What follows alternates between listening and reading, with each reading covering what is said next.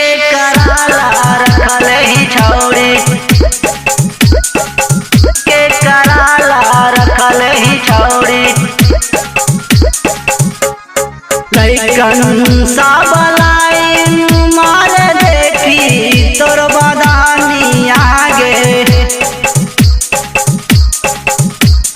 लइकन सब लाइन मार देखी तोर बदानी आगे देखी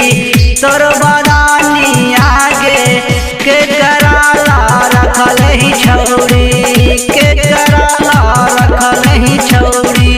झटके जवानी आगे आगे के कराला रखल ही छौड़ी झटके जवानी आगे आगे के कराला रखल ही छौड़ी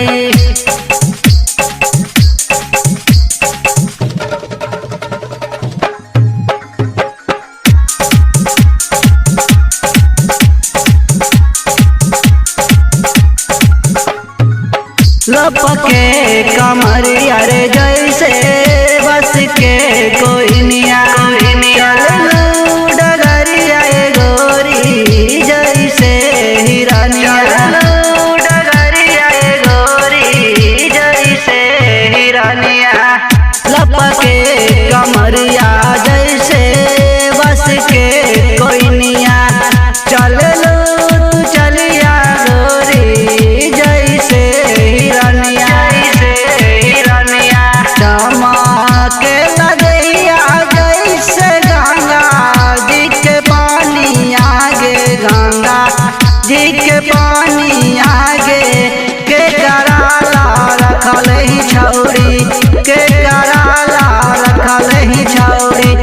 झटके जवानी आगे आगे के कराला रखल ही छौड़ी झटके जवानी आगे आगे के कराला रखल ही छौड़ी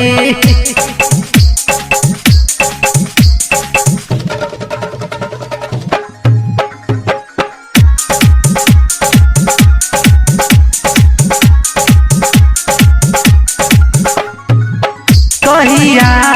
रखमी खेतिया जवानी के परती झमलाल फेरा में हो राइटर बबलू विद्यार्थी फेरा में हो राइटर बबलू विद्यार्थी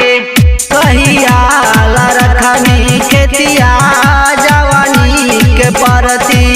झमलाल फेरा में हो राइटर बबलू विद्यार्थी जई ससुरवा हो तो सब कहानी आगे हो तो कहानी आगे